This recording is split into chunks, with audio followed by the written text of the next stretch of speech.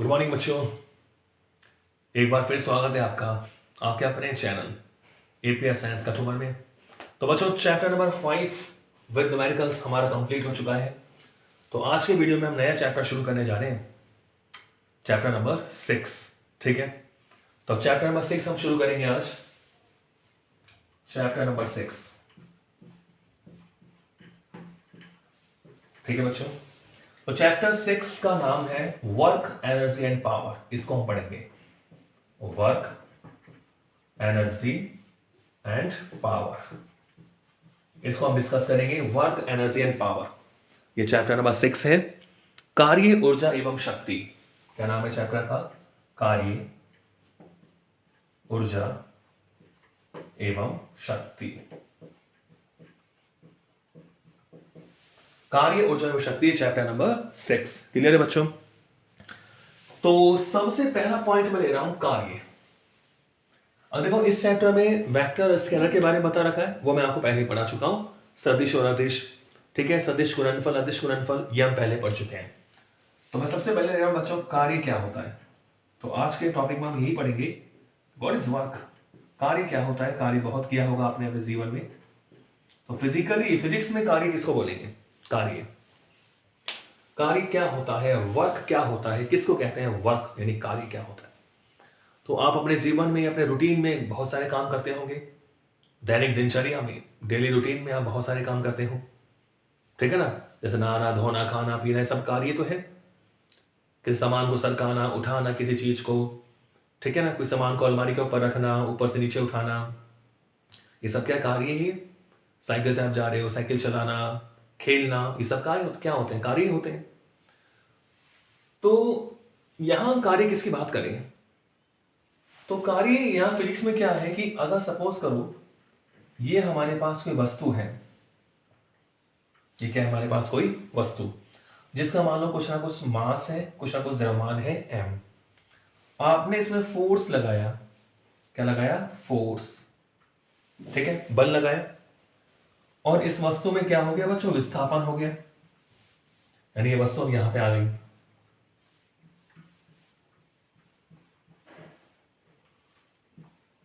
ये वस्तु अब यहां आ गई, यानी कहने का मतलब ये हुआ कि मान लो दूरी हमेशा मध्य बिंदु से ले रहे हैं, विस्थापन हो गया s, ठीक है। दूरी कहां से लेते हैं? हमेशा मध्य बिंदु से।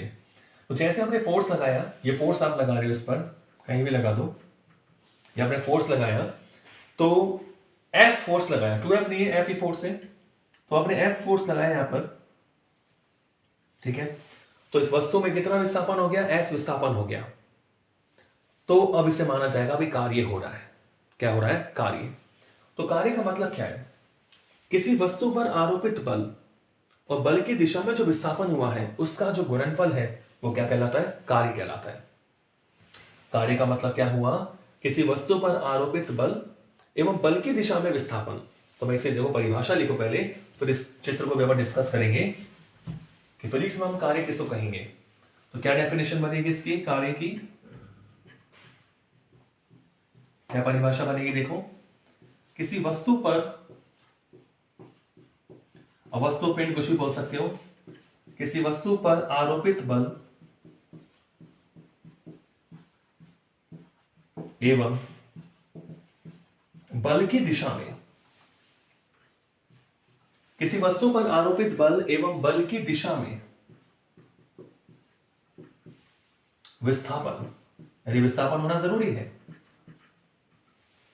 किसी वस्तु पर आरोपित बल एवं बल की दिशा में विस्थापन के गुणनफल को, विस्थापन के गुणनफल को क्या कहते हैं? कार्य कहते हैं। यानी बल आपने लगाया और बल की दिशा में विस्थापन हुआ, उसे क्या बोलते हैं? कार्य। तो किसी वस्तु पर हमने फोर्स लगाया, बल लगाने से वो विस्थापन हुआ, उसकी स्थिति में परिवर्तन हुआ, तो वो जो गुणनफल है बल और विस्थापन का, वो क्या कहलाता है? कार्य। यानी अगर इसको हम फॉर्मूला बनाए एक तरीके से, तो कार्य का मतलब क्या होना चाहिए कि बल इनटू बल की दिशा में विस्थापन,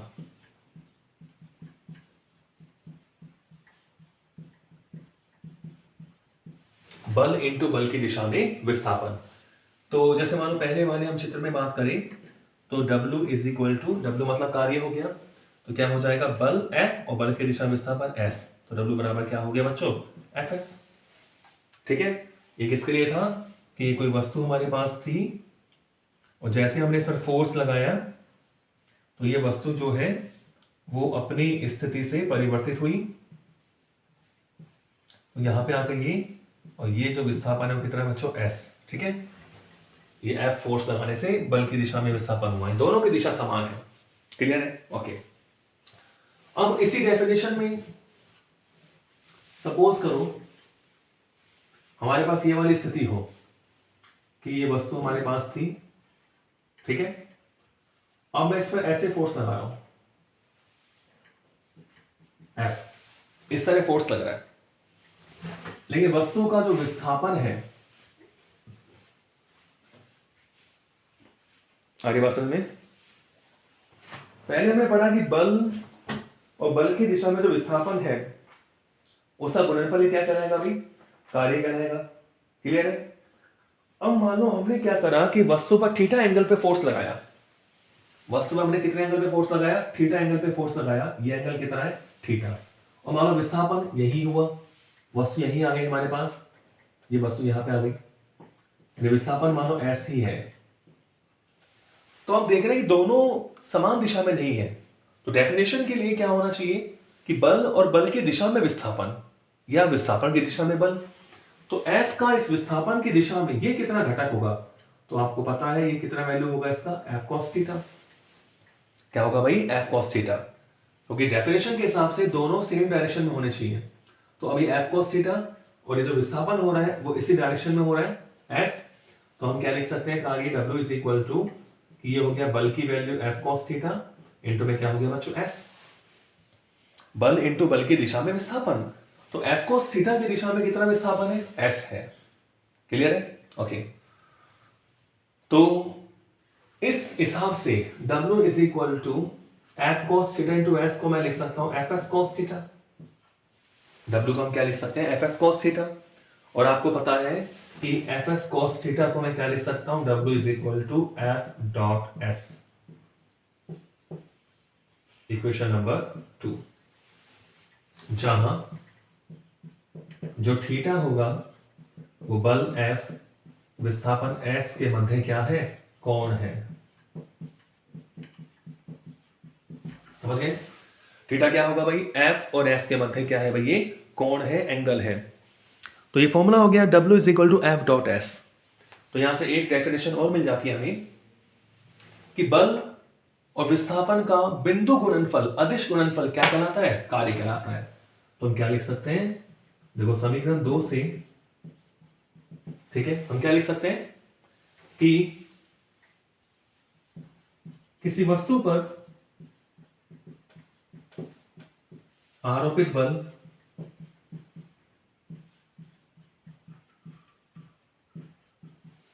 किसी वस्तु पर आरोपित बल एवं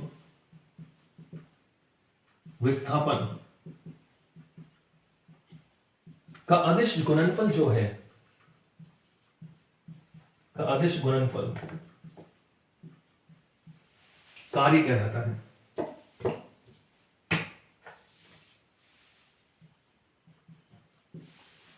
किसी वस्तु पर आरोपित बल एवं विस्थापन का जो अदिश गुणनफल है वो क्या कहलाएगा भाई, कार्य कहलाता है, कार्य कहलाता है। क्लियर है? तो W इज इक्वल टू हो गया F डॉट S, बल और विस्थापन का जो स्केलर प्रोडक्ट है, अदिश गुणनफल है, वो क्या कहलाएगा, कार्य कहलाएगा। क्लियर है? तो अब अदिश गुणनफल है, इसका मतलब क्या हुआ कि कार्य कैसी राशि है, कैसी राशि हो गई कार्य, कार्य एक अदिश राशि है। कार्य कैसी राशि है बच्चों, अदिश राशि है। Work is a scalar quantity, कार्य कैसी राशि होती है, अदिश। तो अब देखो मात्रक की बात कर ले हम, किसके मात्रक क्या क्या हो सकते हैं, मात्रक देखो MKS पद्धति में देखो बल का मात्रक क्या होता है, न्यूटन, और विस्थापन का मीटर। तो MKS पद्धति में क्या होता है, newton into metre, newton into metre, बस इसी को क्या बोलते हैं, जूल बोलते हैं। क्या बोलते हैं इसको? जूल। न्यूटन इंटू मीटर को क्या बोलते हैं? जूल। यानी इसका मतलब ये हुआ कि 1 joule is equal to 1 newton to 1 metre. ये 1 जूल की परिभाषा आ गई कि अगर किसी वस्तु पर 1 न्यूटन का बल लगाया जाए और बल की दिशा में 1 मीटर विस्थापन हो जाए, वस्तु 1 मीटर से विस्थापित हो जाए, तो किया गया कार्य कितना होगा? 1 जूल होगा। ठीक है। ऐसे बच्चों सीजीएस में बल का मात्रक क्या होगा? डाइन, और विस्थापन का मात्रक क्या होगा? सेंटीमीटर। तो जैसे न्यूटन इंटू मीटर को जूल बोलते हैं, ऐसे डाइन इंटू सेंटीमीटर को क्या बोलते हैं? अर्ग बोलते हैं। क्या बोलते हैं बच्चों? अर्ग। जूल को कैपिटल जे से शो करते हैं, अर्ग का मतलब ERG। इसका मतलब क्या हुआ कि 1 erg is equal to 1 dyne into 1 centimetre. Clear है? इसका मतलब अगर किसी वस्तु पर 1 डाइन का फोर्स लगाएं, यदि किसी वस्तु पर 1 डाइन का फोर्स लगाने से विस्थापन कितना होता है? 1 सेंटीमीटर होता है, तो कार्य कितना होगा? 1 अर्ग होगा। जूल और अर्ग में क्या संबंध होता है? देखो आप निकाल सकते हैं कि 1 जूल बराबर कितना है? 1 न्यूटन इंटू 1 मीटर। 1 न्यूटन में कितने डाइन होते हैं? 10 की पावर 5 डाइन। और 1 मीटर में कितने सेंटीमीटर? 10 की पावर 2 सेंटीमीटर। तो 10 की पावर 5 हो तो कितना हो गया? 10 की पावर 7 डाइन इंटू सेंटीमीटर। और 1 जूल डाइन इंटू सेंटीमीटर का मतलब क्या हो गया? अर्ग।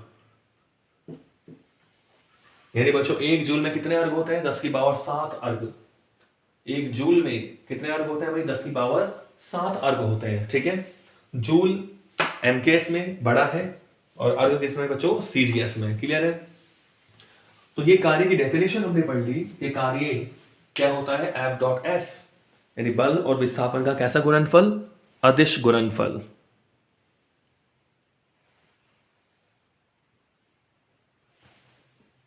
ठीक है।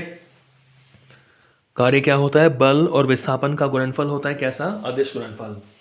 ठीक है। तो आप देख सकते हैं परिभाषा क्या होगी कि किसी वस्तु पर आरोपित बल एवं बल की दिशा में विस्थापन के गुणनफल को क्या कहते हैं? कार्य कहते हैं। कार्य क्या होता है?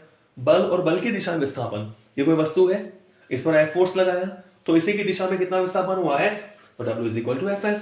फोर्स हमने थीटा एंगल पे लगाया, तो आपको देखना है कि विस्थापन की दिशा में कितना फोर्स लग रहा है? F cos theta. तो W is equal to F cos theta into S, FS cos theta, यानी F डॉट S। फिर हमने देखा कार्य अदिश राशि होती है, और MKS में मात्रक क्या होता है? जूल, और सीजीएस में क्या होता है? अर्ग होता है। ठीक है। और 1 जूल में कितने अर्ग होते हैं? 10 की पावर 7 अर्ग होते हैं। क्लियर है बच्चों? ओके, आगे चले। देखिए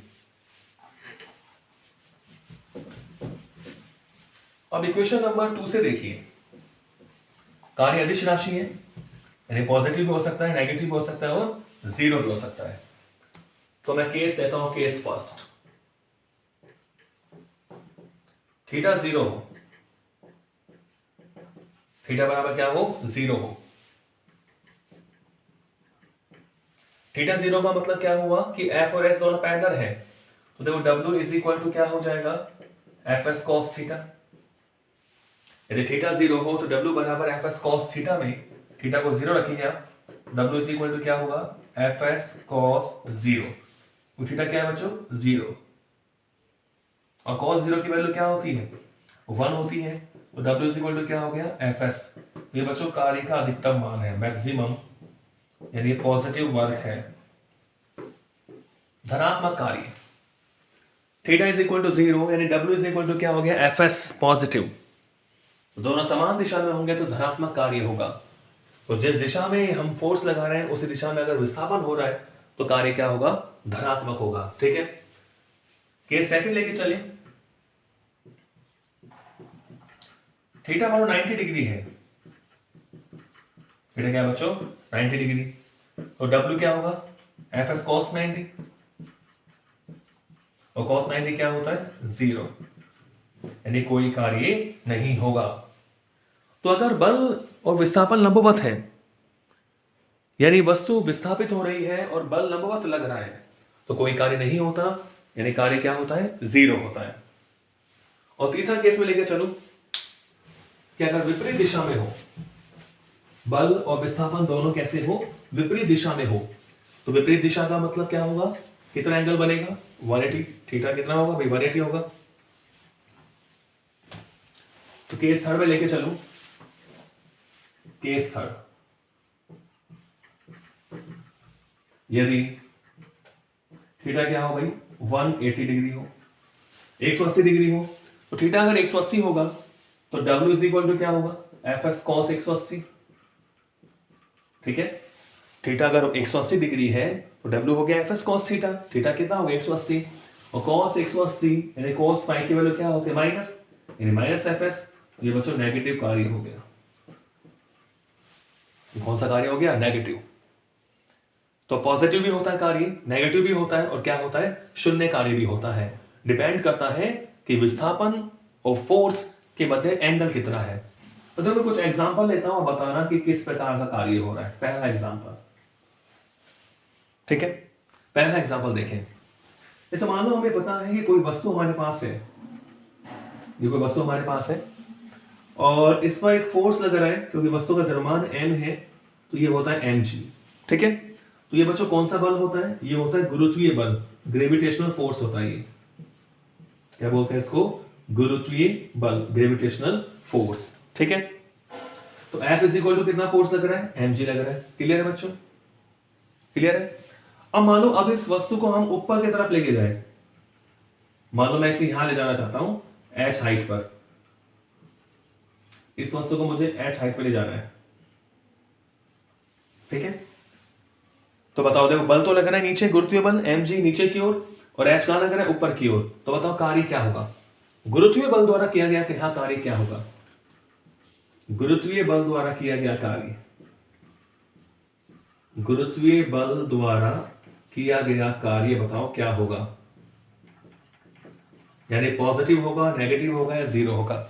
तो भाई बल लग रहा है नीचे, वस्तु जा रही है ऊपर, तो गुरुत्वीय बल कार्य करेगा कैसा, अपोजिट साइड में लग रहा है, तो कार्य कैसा होगा भाई नेगेटिव होगा। ठीक है, अब देखो इसको उठाने के लिए हमें भी तो फोर्स लगाना पड़ेगा, तो जितना वस्तु का भार होता है उतना ही उसको उठाने के लिए फोर्स लगाना पड़ता है। तो हमारे द्वारा, ठीक है, यानी एक्सटर्नल फोर्स वो कितना लगेगा mg लगेगा। तो हमारे द्वारा किया गया कार्य क्या होगा, अगर मान लो हम इसको उठाते हैं, हमारे द्वारा किया गया कार्य, तो गुरुत्वीय बल तो नीचे लग रहा है लेकिन हम तो ऊपर ही उठाएंगे, तो हम जिस दिशा में उठा रहे हैं उसी दिशा में फोर्स लगाएंगे, तो हमारे द्वारा किया गया कार्य क्या होगा बच्चों, पॉजिटिव होगा। क्लियर है, ओके। मान दूसरा एग्जांपल में लेता हूं, आगे बात समझ में, गुरुत्वीय बल नीचे लग रहा है, विस्थापन ऊपर है, अपोजिट साइड में हो गया, तो नेगेटिव कार्य हो गया। हमारे द्वारा किया गया कार्य क्या होगा बच्चों, पॉजिटिव, यानी किसी वस्तु को उठाने में हमें कार्य करना पड़ेगा तो वो पॉजिटिव कार्य होगा। क्लियर है, ओके। अब देखो अगर मान लो कोई कुली है, कोई क्या है, कोई कुली है, कोई व्यक्ति है, मान लो कोई कुली है, वो सामान को अपने सर पे रखे हुए हैं, अपने सिर पर रख कर चलता है, प्लेटफॉर्म पे चलता है। देखा होगा आपने कई बार, कुली सामान को अपने सिर पे रख के प्लेटफॉर्म पर चलता है। ठीक है, सामान को अपने सर पर रखा प्लेटफॉर्म पर चल रहा है, तो गुरुत्वीय बल लग रहा है नीचे की ओर, और ये चल रहा है, विस्थापन हो रहा है, वो लग रहा है क्षैतिज दिशा में। तो बच्चों एंगल कितना हो गया 90, यानी कार्य कितना होगा 0, शून्य कार्य हो गया, यानी कुली कोई काम नहीं करता, फिजिक्स में नहीं करता, वैसे तो मैकेनिकल कर रहा है। कुली सामान को अपने सिर पे रखकर प्लेटफॉर्म पे सीधा चल रहा है, प्लेटफॉर्म मतलब बिल्कुल सीधा सड़क, तो गुरुत्वीय बल नीचे लगेगा, यानी mg टोटल फोर्स, इस द्रव्यमान में उसका खुद का द्रव्यमान भी है और जो सामान उसने उठाया हुआ है उसका द्रव्यमान भी शामिल है, तो ये फोर्स लगेगा और ये विस्थापन होगा इस दिशा में, होगा सीधा चल रहा है, तो W इज इक्वल टू क्या हो गया 0, W इज इक्वल टू 0। लेकिन अगर मान लो सीढ़ियों पे चढ़ रहा है तब थीटा 90 नहीं होगा। अगर सीढ़ियों पे चढ़ रहा है, वो सामान को लेके सीढ़ियों पे चल रहा है तो कुछ ना कुछ कार्य होगा, सीढ़ियों पे चलता है तो कार्य 0 नहीं होगा। आगे बात समझ में, तो आप देख सकते हैं कार्य 0 हो गया। और भी काफी सारे एग्जांपल आप देख सकते हैं। मान लो कोई वस्तु गति कर रही है, मान लो v वेग से, आगे जाके रुक जाती है, क्यों, कोई घर्षण बल लगता है। कौन सा बल लगता है, घर्षण बल, फ्रिक्शनल फोर्स।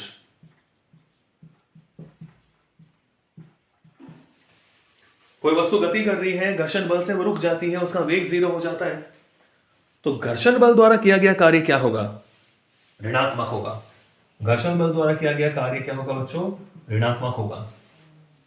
जो हम ब्रेक लगाते हैं,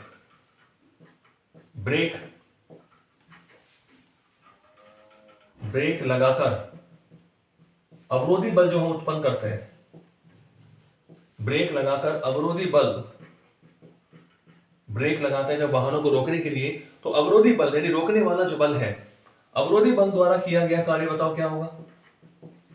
अब ब्रेक का मतलब क्या होता है? रोकना। रोकना मतलब फोर्स को विपरीत दिशा में लगाना, यानी कार्य क्या होगा? नेगेटिव होगा। समझ गए?